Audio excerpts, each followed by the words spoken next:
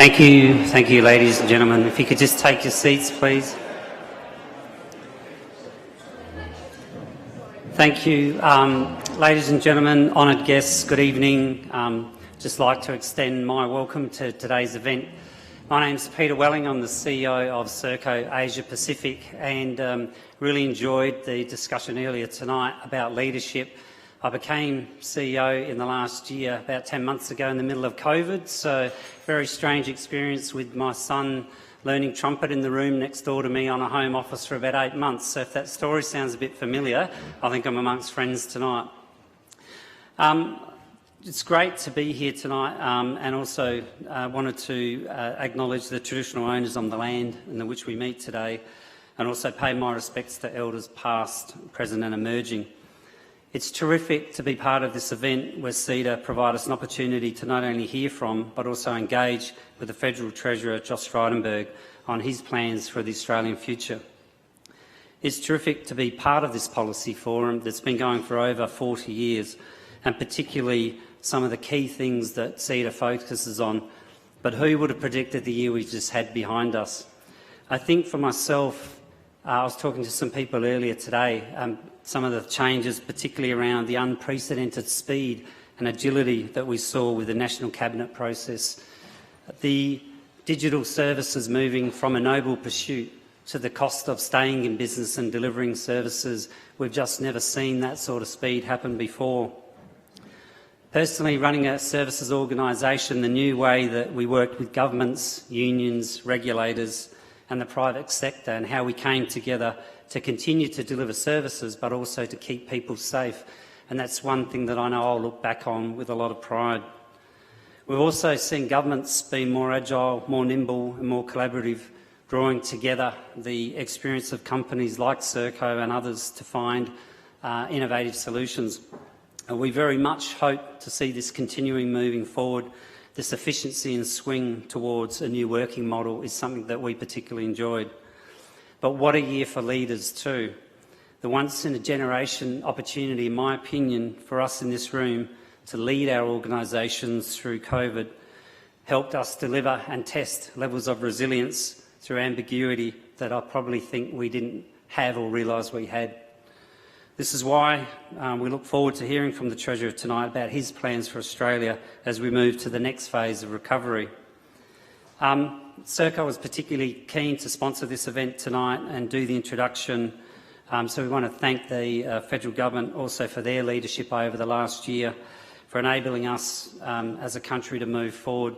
And it's really pleasing as an employer to see the latest results of unemployment and an economy that snapped back better than anyone expected, so well done. I also wanted to take the opportunity to say thank you tonight not only to our own employees but all frontline employees who stood up and showed us another level of courage to continue to deliver services in a time that we've never seen before as well. Some of those frontline employees are sometimes overlooked and not acknowledged in the way they deserve, particularly when we see cleaners in schools, porters in hospitals, call centre operators, medical personnel in Defence Force bases that we support and other officers helping.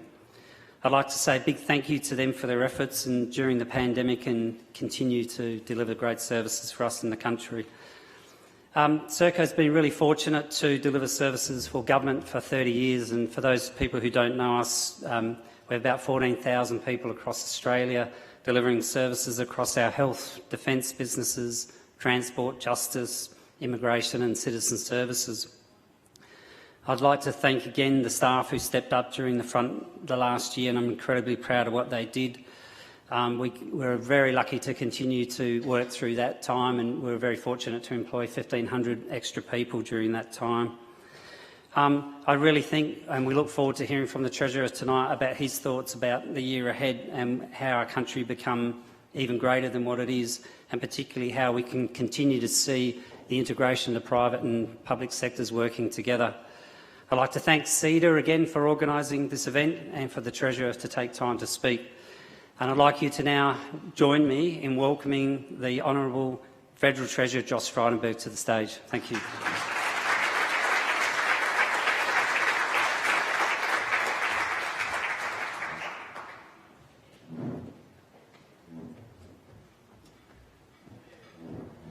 Well, thank you very much, Peter. Firstly, can I too acknowledge the traditional owners of the land and pay my respects to their elders past and present.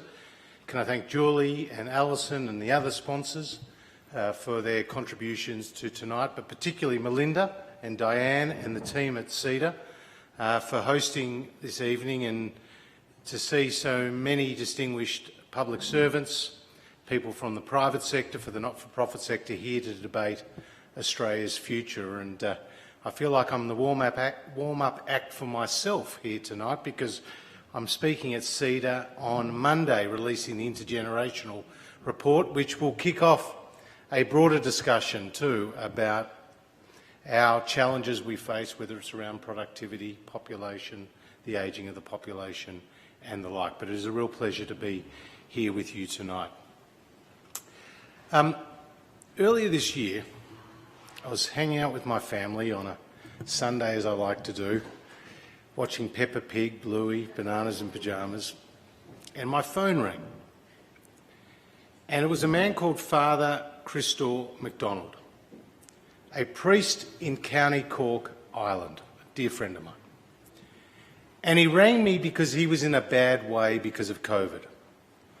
Not because he had contracted the virus himself, but because he was burying a member of his congregation each and every week from the virus.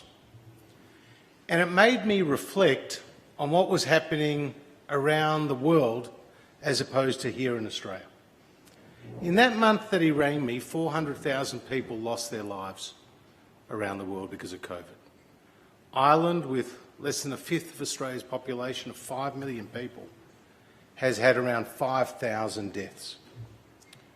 Australia has lost 35 people for every 1 million people across our population. In comparison, Canada's lost more than 500 people per million. In the United States, it's more than 1,500. In the United Kingdom, it's more than 1,800 people. Indeed, if Australia had seen the loss of life that was on average across the OECD, we would have lost more than 30,000 souls. We've lost 910 Australians through COVID. This year, not one death due to someone contracting the virus here in Australia. We have, as a nation, remarkably dodged a bullet on the health front, even though tonight our fellow Australians are facing some pretty tough restrictions as outbreaks are happening in New South Wales.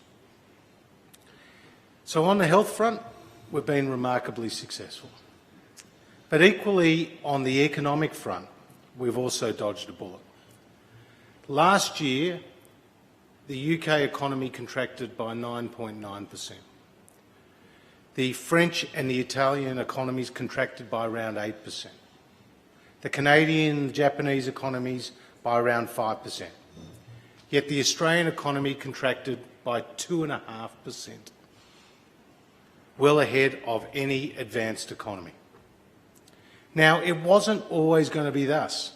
And I see some members of Treasury here in the audience. Treasury said to me last year, at the height of the crisis, that they feared that unemployment could reach as high as 15%, more than 2 million of our fellow Australians unemployed. They said the economy could contract by more than 20%. That would be nearly the equivalent of taking the state of Victoria out of the national economy. And they feared that the combination of this contraction in economic growth as well as the rise in unemployment would have a long-term scarring impact on the Australian economy. Now, as you know, we responded with what is now $291 billion of direct economic support, nearly 15% of GDP. Programs which historians will look back on, like JobKeeper and the cash flow boost, and the coronavirus supplement and the $750 payments to pensioners, veterans and carers, helped to build a bridge from one side of this crisis to the other side of this crisis. I've said it before, that before I announced the JobKeeper program with the Prime Minister, I rang John Howard, who I had the opportunity to work for previously. And I said to him what we were thinking of unveiling, an economy-wide wage subsidy at a flat $1,500 a fortnight, regardless of the amount of hours you had worked. And I said, as a Liberal Treasurer, I didn't expect to be announcing such a large scheme. And he said to me, at times of national crises, there are no ideological constraints. And that was very much the view we took as a government as we unveiled this unprecedented amount of economic support. Importantly, it wasn't just federal government support. It was very much a Team Australia moment. There were the states with their support, but there were also the banks who played a key role in providing relief from interest and principal payments on loans. There was the property sector that worked to provide rental relief. I visited a small business in Chapel Street in Melbourne not that long ago. It had 8 staff. It was a homewares business. It had a small cafe with it. And the lady told me that she had 8 staff going into COVID. She'd only moved into the premises 6 months before. She had mortgaged a house. She pretty much put it all on the line. COVID hit, and she suddenly had to stand down her staff. JobKeeper was announced, and she brought it back on her staff. She was able to access the cash flow boost. She went to her bank. She got relief on her interest payments. She went to her landlord. She got relief on her rent. Now her business, which she feared would fall over, has now more staff than she had going into the crisis.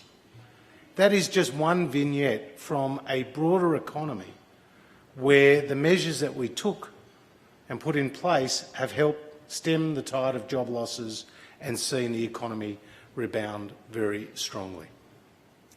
So the net impact of all that economic support has seen an incredibly resilient labour market, with the unemployment rate down today to 5.1%, bearing in mind that when we came to government it was 5.7%. In the most recent numbers in May, we saw 115,000 new jobs, 85% of those being full-time jobs. There are now more women in work than ever before. And Australia, ahead of any advanced economy, has got more people in employment than ever before. The labour market has outperformed the RBA Treasury's most optimistic expectations. Equally, in terms of GDP growth, we saw in the March quarter 1.8%, beating market expectations. What was particularly pleasing for us is what is driving that recovery is what is happening in the private sector. We saw dwelling investment at its highest level in 17 years. We've seen machinery and equipment at its highest level in 18 years. We've seen a very strong winter harvest with farm GDP, farm output, at its highest level in 7 years. And the last 3 quarters of economic growth combined have seen the strongest levels of growth in more than 50 years. I dwell on these facts because we're not out of the pandemic, and we shouldn't gloss over the fact that Australia has outperformed the rest of the world.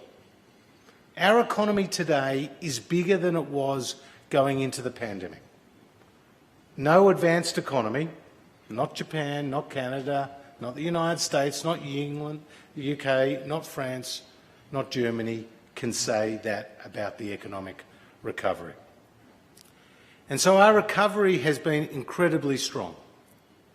Now, as we were putting together the budget, which is now just 6 weeks old, we knew that the economy was recovering strongly. That was the backdrop.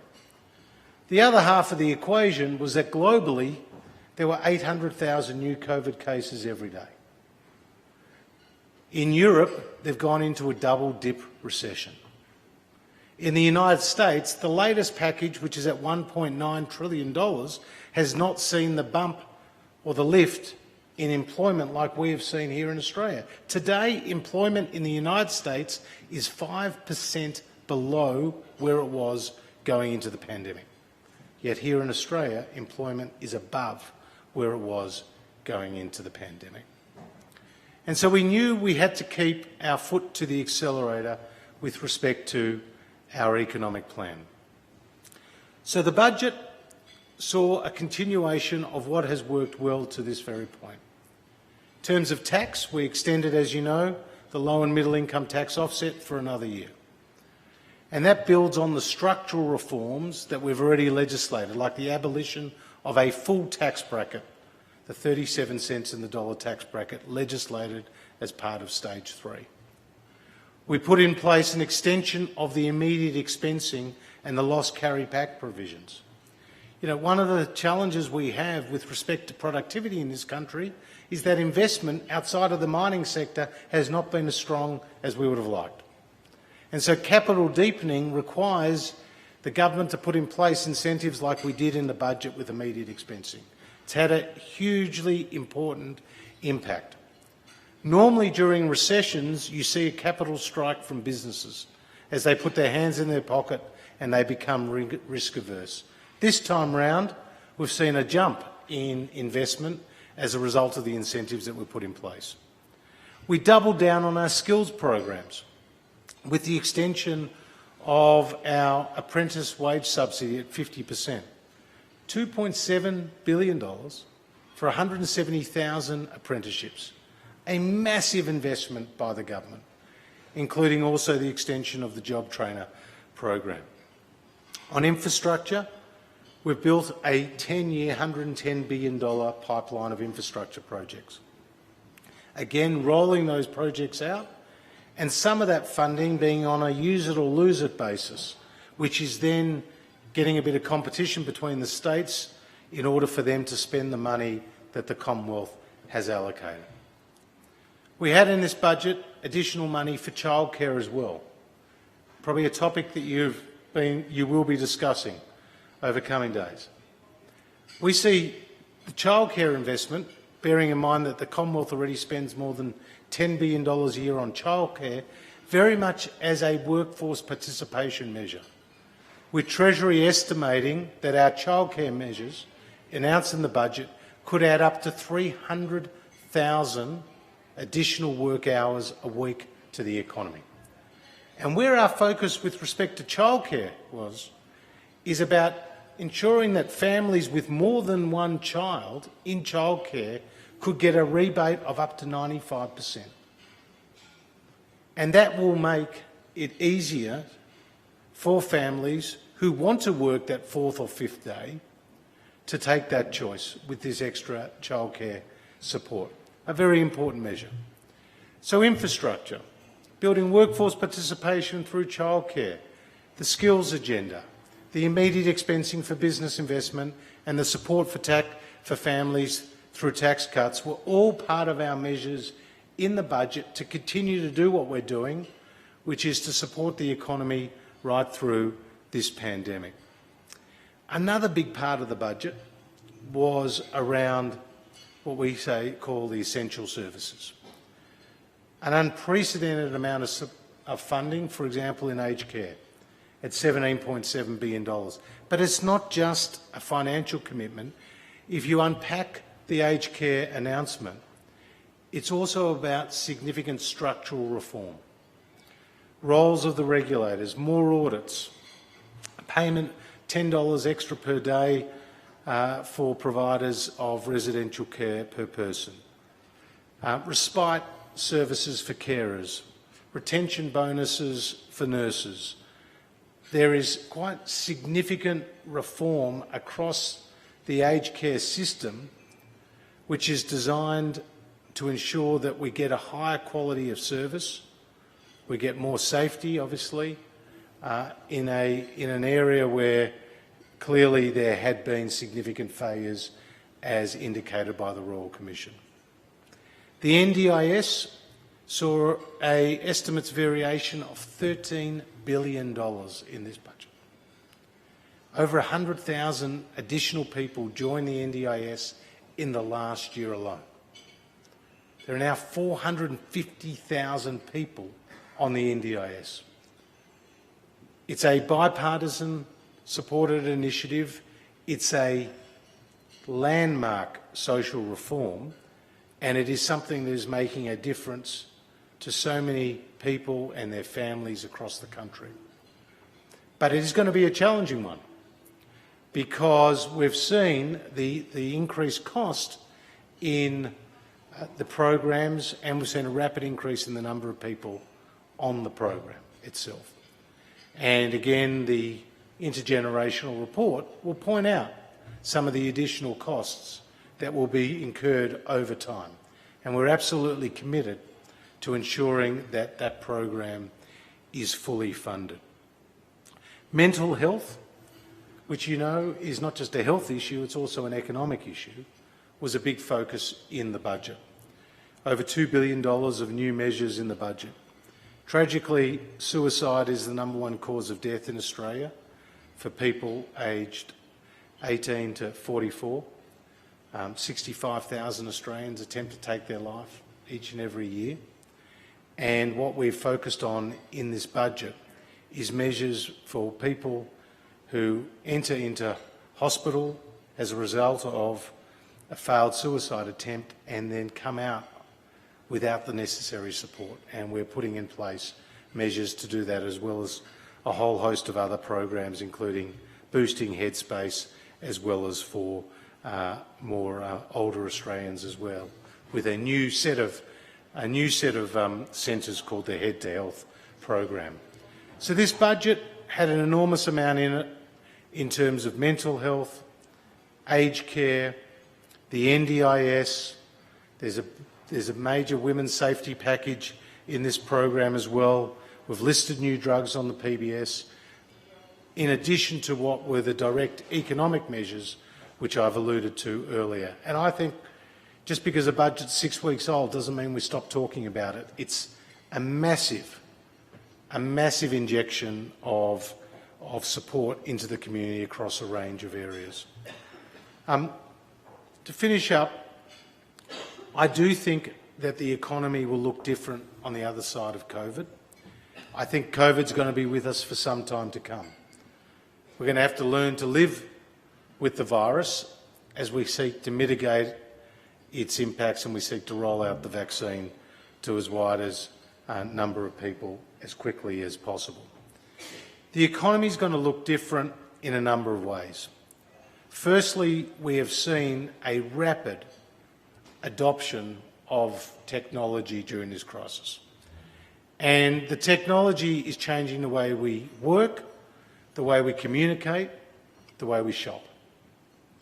I visited Cotton On, Australia's largest global retailer, recently in Geelong, and they told me about the massive surge of online sales. And so what they're investing in, instead of bricks and mortar of retail, they're investing in bricks and mortar in terms of distribution centres. And we're seeing a major change in the way people shop. The way people communicate via Zoom now is going to replace, for a lot of people, to hop on a plane and travel interstate for a single board meeting or a single committee meeting. And I think that will change the way we communicate. The way we work also, having seen through this pandemic many people adapt to working from home as opposed to the office, I think will permanently change a lot of behaviours. McKinsey did a study where they found for professional services firms that 25% of people will now work probably permanently from home at least 2 days a week. That's going to have an impact on the CBDs. May also have an impact on productivity, but it's going to change the way people work, and it's probably a trend that will only grow with time. The fact that in this pandemic we've seen the uptake of technology, we'll also see, I think, a real benefit to our regions across the country. We're already seeing a lot of people move from city and suburban areas into our regions. Why? Because they're scared of this pandemic and the next one. And they want a lifestyle choice where they can get a bigger block of land, house and land package, for a fraction of the cost that they might be paying in the cities, and they can be digitally connected and work from the regions. So we've seen a real movement of people. And when I was speaking to Janet Yellen recently in the United States, she said she was seeing exactly the same phenomena in the United States. And then a third, I think, permanent change we will see across our economy and indeed the global economy is with respect to supply chains. Governments are not going to leave things to chance. We were incredibly versatile during this pandemic. You had gin distilleries in Tasmania making hand sanitizer. You had ResMed turning from sleep apnea devices to ventilators. You had a mask manufacturer in Shepparton that operated one shift a day, 5 days a week with one machine, suddenly put in place more machines, work a 24/7 shift and produce millions of masks for our country. We were able to adapt. But we are now looking right through the supply chain saying, what does Australia need to provide for into the future? We have some massive natural advantages. The fact that we have a vaccine manufacturer like CSL is a massive natural advantage. The fact that we produce enough food for 75 million people and we're 25 million people is a massive natural advantage. But the fact that we used to have 4 refineries, now we're down to 2, means that we are vulnerable, for example, around fuel security, which is hence why we announced in the budget some new initiatives to support those refineries continue to operate sustainably in Australia.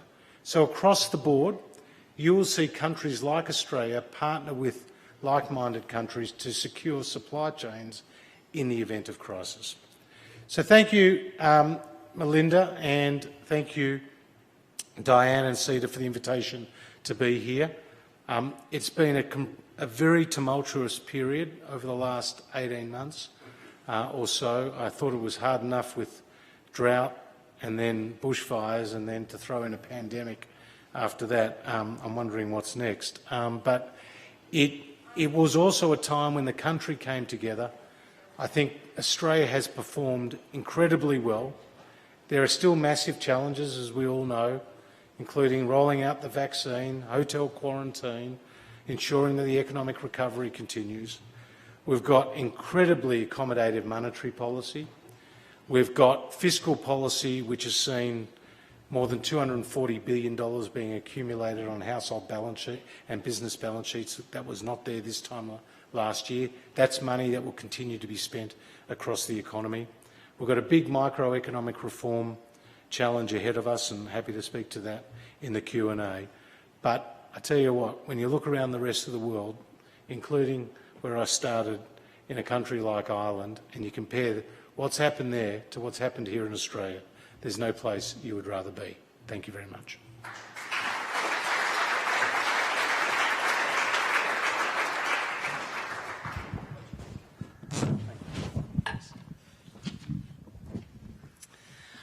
Well, thank you, Treasurer. Just before I make a comment, I'm just going to let people know, I'm going to refresh my pigeonhole here, and if you've got questions, but we do have some mics in the room.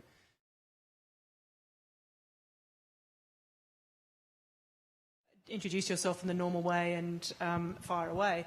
But just while we're waiting for some questions.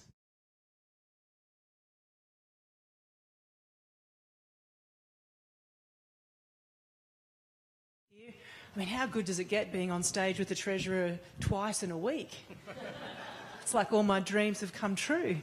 But in all seriousness, firstly, thank you for your support for CEDA.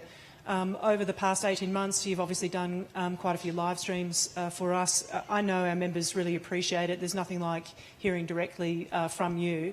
But this is the first opportunity I've had to sort of speak to you personally.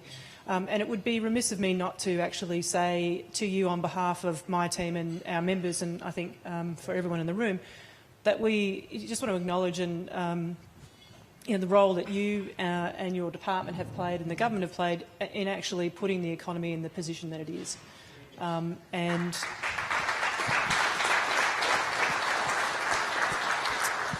I think there is a really strong consensus that we are in good shape. Over the next 2 days, we're going to have some hopefully challenging conversations. Those conversations are in the spirit of how good we might be. Sometimes they play across, maybe seem a bit negative or critical, but I think taking the mood from the room tonight, there is a real sense of how do we use what we've achieved to actually build an even brighter future. So, so it's great that you can be here to help us kick off. If I can't see any hands, oh, there's a hand. Oh, wait. I do have a question for you. Let's start at the back first. Thank you. Hello, my name's Nadia Moffat and I'm from Adelaide. Thank you for everything that you have done. I really appreciate it. I'm inspired by everything, but I think that there can be some tweaks and opportunities to do more that don't necessarily cost money. So employment and social policy has been a big part of what you guys are doing. People with a disability actually have the highest rate of unemployment in the country, and Scott Morrison's government actually has a target of 7% for the Australian Public Service, which is unbelievably insightful because it will change the culture into the future. I'd like to see that go onto the agenda of National Cabinet so that the states that don't currently adopt that target will be encouraged to do so. Because we all know that if you're not achieving the best you can, it's because your culture's not quite right. Well, thank you very much. Well, I think you make a very important point about creating opportunities, breaking down barriers for people with a disability to enter into employment. And not only are they going to be great contributors to that economic success of the particular business, or if it's a not-for-profit, for what it does, but it's also going to contribute to that person's well-being, and that's vitally important. After the budget, I joined Dylan Alcott, who's an incredible Australian. As you would all know, he's a Grand Slam tennis champion, to announce support for some programs that he has developed to skill up people with a disability and get them job ready. And so we're looking and working with ambassadors like him on particular programs. And so he's developed a broader skills agenda. He uses sport as a medium to get people with a disability more active, and it's also about skilling up for the workforce as well. I think it would be remiss of me, I mean, it's great that governments are aspiring to that, but there's also a real challenge within our business community as well, for people with disabilities and older workers as well, and making sure we address some of the biases that exist in hiring there. Julie. Treasurer, Julie Hunter from Commonwealth Bank. I'm just wondering to what extent the opportunity exists to really sell the vision of new clean energy jobs, particularly in areas like green hydrogen, to overcome some of the resistance that we otherwise see in the community, including the political community, to the clean energy transition. Yeah, well, I used to be the energy minister, although I'm trying to forget that period. I could take off my jacket and show you the scars. It's, of all the policy areas I've worked in, and no doubt people in this room have worked in as well, it's been the most vexed because it's become subject to sort of cultural battles as opposed to what we've always focused on. We've talked about economics, engineering, and obviously the environment, science. And you're simultaneously trying to solve for three things: lower emissions, lower prices, and ultimately a stable energy grid in a period of rapid change. Australia, if you unpack our situation with respect to energy, we are different to a lot of countries. I mean, yes, the Poles and others rely on coal, or the Russians producing gas, but we are very much a resource powerhouse. We're a continent, and so we're a large, the national energy market doesn't even include Western Australia. That's how big we are, right? And so our situation's quite different to other countries. That being said, we have reduced our emissions by 20% on 2005 levels. That's ahead of the US, Canada, Japan, New Zealand, and other comparable countries. our rollout of renewables on a per capita basis is 8 times as fast as major economies like the United States. We have the highest rooftop on a solar on a per capita basis at 1 in 4 households.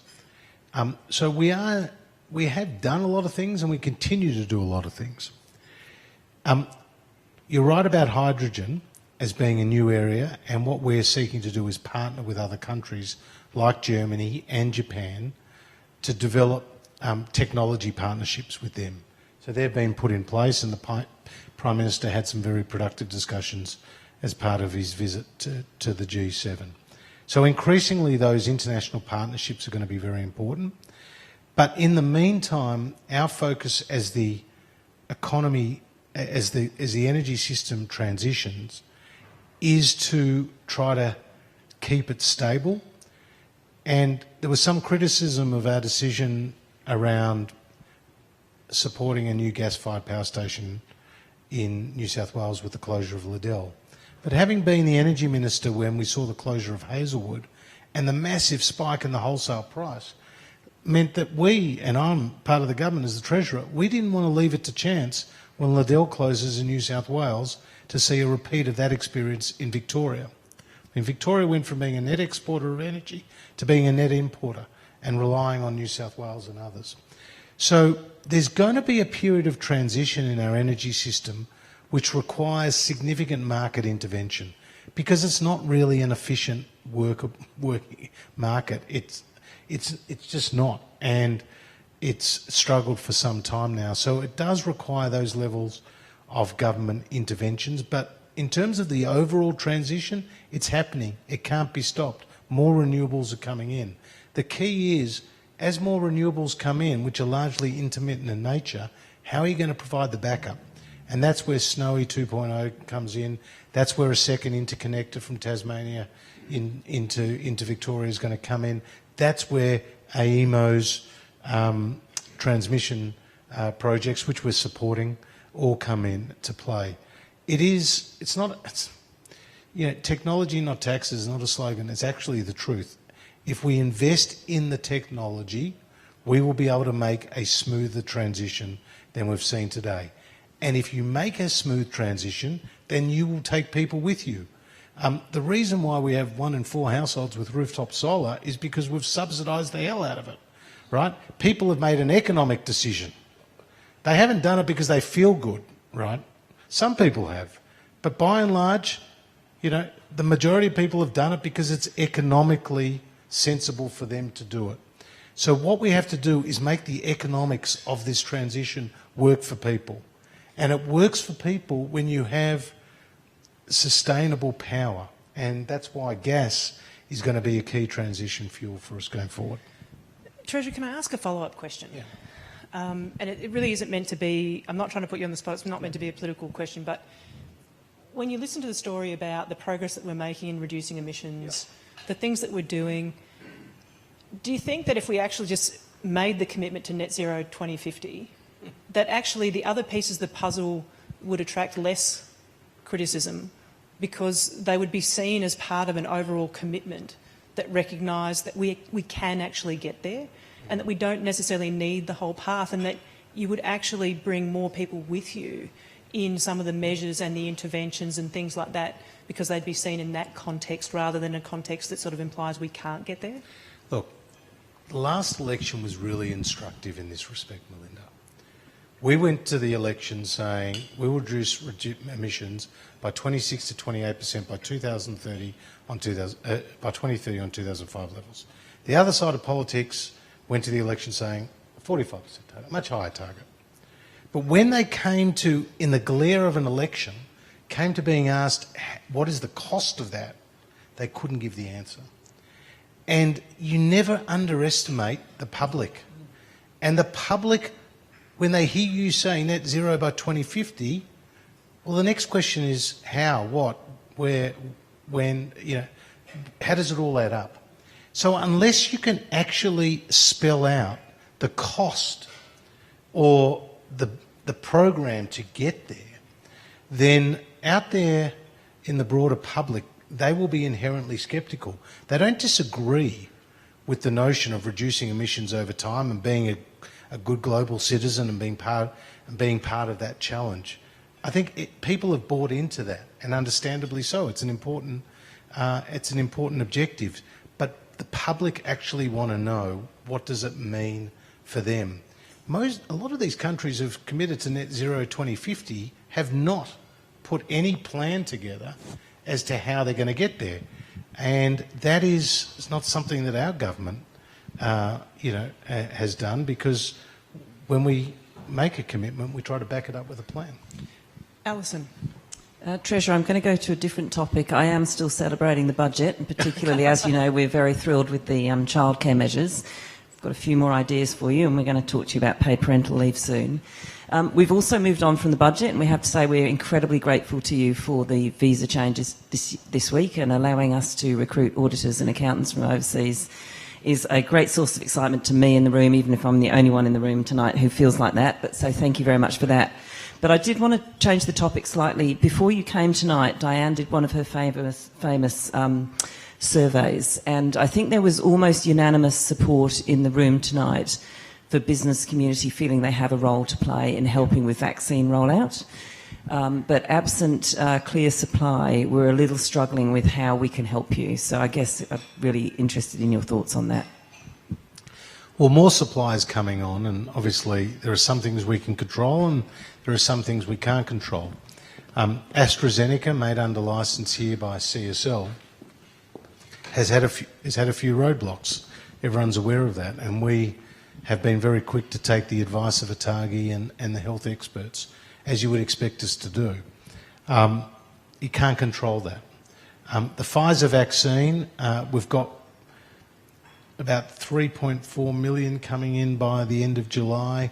There's a bit over 2 million available today. Clearly you've got a much greater cohort now taking the Pfizer vaccine.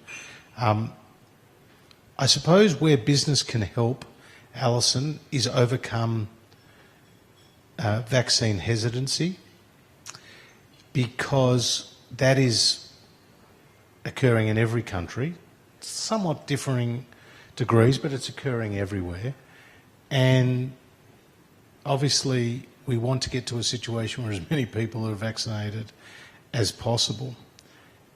So if business can work to help in that task in various ways, then that would be good. I mean, I noticed some, I turned on Channel 9 the other day and they had their own in-house ad using all their stars, encouraging people to get the jab. Now, we didn't ask them to do that as far as I'm aware, but if, other businesses in other ways could reach their employees or their stakeholders, or whoever they may be, and just get the message to people to have the vaccine. I noticed in the Philippines they're arresting anyone who doesn't take the vaccine. Well, news alert. Again, not CEDA policy. News alert for Kieran Gilbert. We're not doing that here in Australia, but anyway. We were talking before about, free beer with your jab or something like that. Well, I'm sure there will be incentives along the way, and we're just working out how and what. But there's some talk about vaccine passports, and that has been discussed. And people will want to move internationally and obviously domestically as freely as possible. And so when the vaccine rollout gains pace, there might be opportunities there for that. I think we've got time for one more question. Oh, happy to take it. Dr. Irina Zabortseva, Treasurer, thank you very much for addressing very important steps that have been done to ensure stability and economic growth of our economy. In line with this, when it comes to international competitiveness, Australia is ranked, some of the Australians' rankings are not as positive as the steps that you've highlighted. This includes long-term strategic economic vision, where Australia is ranked lower than 90th position in the world, technological developments and cybersecurity. You've already spoke what is done to address technological developments. What about other issues? What is done to address them? Sure. Thank you. Well, again, it sort of comes down to this notion of productivity. So Productivity is a combination of capital deepening, so investment, and we're trying to encourage that. And I met with a whole lot of CFOs today, and my message to them was, start investing in your future now. As Phil Lowe was saying the other day, he gets a sense that some businesses are hesitant. And so I think investment is critical, and now's a good time to do that. The other part of the productivity equation is multi-factor productivity, which they call the magic sauce, is how does labour and capital interact, right? And Australia hasn't been as good as maybe we would have hoped in that aspect of the productivity equation. The mining sector has been better than the non-mining sector, and that is something that we need to focus on. The digital adoption and adaptation is critical. I mean, the economists in the room will tell you there are different reasons why there is a decline globally in productivity. Part of it is maybe how do you measure it, part of it is more of a globalised economy, part of it is because of a more services-orientated economy, as opposed to, manufacturing where you're producing a certain amount of widgets. And so in services more labour intensive. So the economy's transforming and it's posing challenges. How do you compare and measure productivity? But our 30-year average has been 1.5%, and we're not there, right? We're not 1.5%. And if you look back at the last few decades, 80% of our economic growth has been driven by productivity. The other two drivers of productivity are participation and population. Well, I can tell you what you're going to see in the IGR is our population is going to be smaller than we initially thought because of the effects, and that's a permanent thing, because of what's happened with COVID. We just don't make that up. And, COVID's been population growth is the lowest level in 100 years. Net overseas migration is negative, and it's going to take some time to pick that up.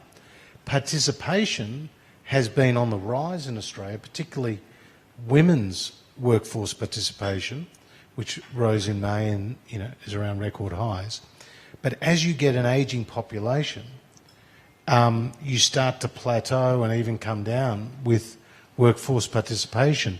So we're going to have challenges on population, we're going to have participation, and so our energies need to be productivity. And this is, I see my role as Treasurer of trying to deal with the macroeconomic settings, which the unemployment numbers and the economic growth, and deal with all that. And I haven't mentioned it yet, but I'm very pleased that S&P kept our AAA credit rating. That was very important. But my other job is to try to push through what you were alluding to, which is productivity enhancing microeconomic reforms.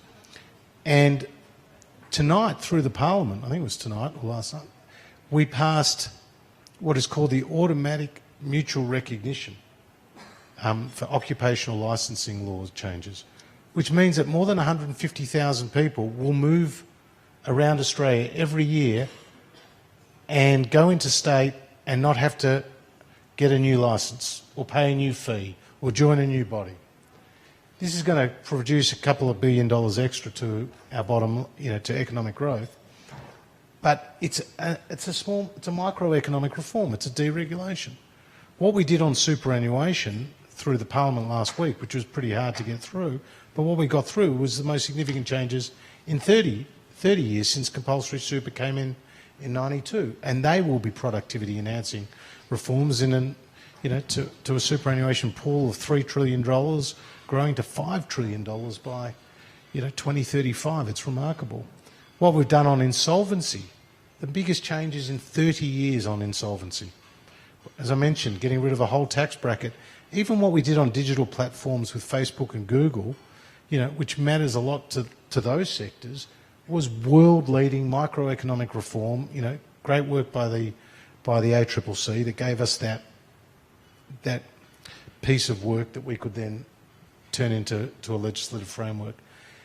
So whether it's insolvency, tax, super, automatic mutual recognition, what we've done on foreign investment, what we did on digital platforms, there are some significant microeconomic reforms that are happening as we speak.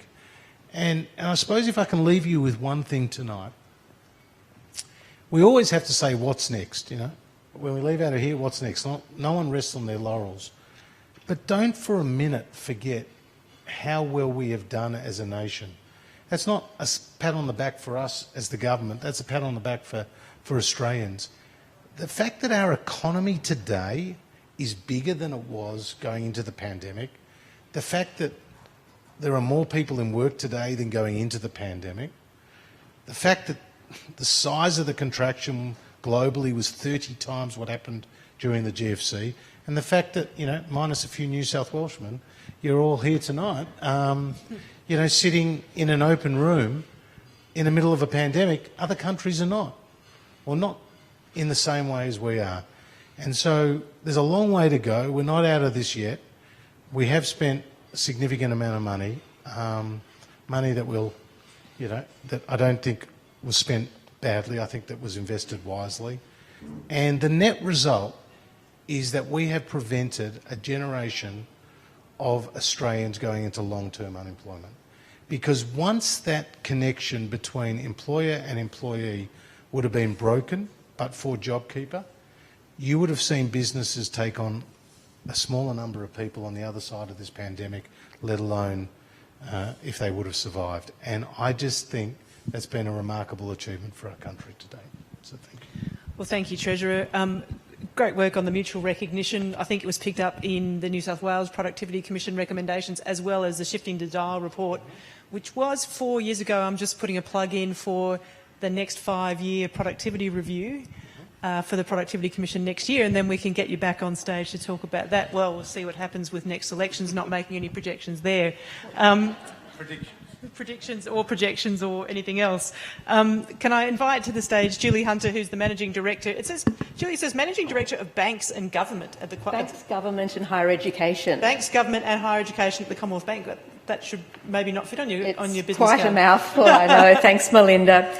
And look, thank you, Treasurer, very much for your leadership and also for your reflections on the past year, and also your comments on Australia's transition out of the pandemic and to recovery. And that transition to recovery is something that we at the Commonwealth Bank are extremely committed to, as we know are everybody in this room. As you spoke, I found myself reflecting on the legacy of Sir Douglas Copland, who was the founder of CEDA, who created the organisation 61 years ago with the purpose of charting a brighter economic future for Australia. At that time, there were post-war constraints on the domestic economy, and as they lifted, Sir Douglas was concerned about the direction of the country's economic future. He saw CEDA, a forum for sharing cutting-edge thinking, informed discussion and rigorous research, as an opportunity to actually rise and meet the challenges that the circumstances presented. And I'm sure that he would have been delighted with this evening's panel discussion. And also, Treasurer, I'm sure that Sir Douglas would have listened to your comments here with great interest. I think in an interesting parallel to that post-wartime period, Australia has managed its way through a crisis, and now the ensuing recovery, some minor setbacks aside, as you've noted, remarkably well. This has been largely due to a number of key policy responses at critical points, and I think we do have to call out JobKeeper as being one very key example of that, which importantly helped provide certainty to the Australian public in a very uncertain period. In addition to this, what I think has been notable is that individuals and organisations, both within the public and the private sectors, have really come together in this time to solve problems and deliver more than what was expected in order to support their fellow Australians. And I do believe that the solidarity of the Australian community has been genuinely notable in global terms. So the challenges that stand before us all today are still significant.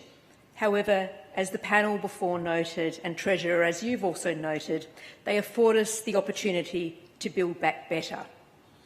Over the next 2 days, in order for us to meet that Build Back Better challenge, CEDA is bringing together leaders from across Australia and the world from both the public and the private sectors.